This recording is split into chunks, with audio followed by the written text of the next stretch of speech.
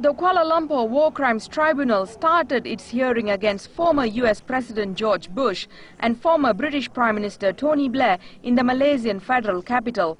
This is the first time that war crimes charges are heard against the two former heads of states in compliance with due legal process. The Kuala Lumpur War Crimes Commission said both Bush and Blair had participated in the formulation of executive orders and directives to exclude the applicability of all international conventions and laws. This include the Geneva Convention, Convention Against Torture, Declaration of Human Rights and the United Nations Charter in relations to the wars launched by the US and Britain in Afghanistan and Iraq. Until today, there has been no judicial pronouncement based on the facts and the evidence pertaining to the invasion of Iraq. This has been based on an investigation since 2009, right? So the complaints were received from the war victims and investigated by the Kuala Lumpur War Crimes Commission.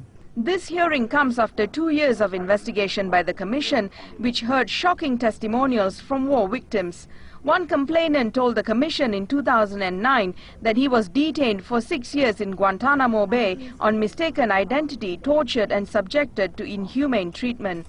An Iraqi woman prisoner said she was used as a human shield while being transported on a helicopter by being placed near the open doors. It is very important that this tribunal make a sound judgment against Bush and Blair that will indicate their, in this trial, responsibility for waging a Nuremberg crime against peace, which is along the lines of what the Nazis did in World War II. The US and Britain have repeatedly said the so-called war against terror is targeted at terrorists. The tribunal would adjudicate and evaluate the evidence presented on facts and law and is presided by 7 judges from Malaysia and overseas. This War Crimes Tribunal would decide next week if former US President George Bush and former British Prime Minister Tony Blair are guilty of war crimes charges.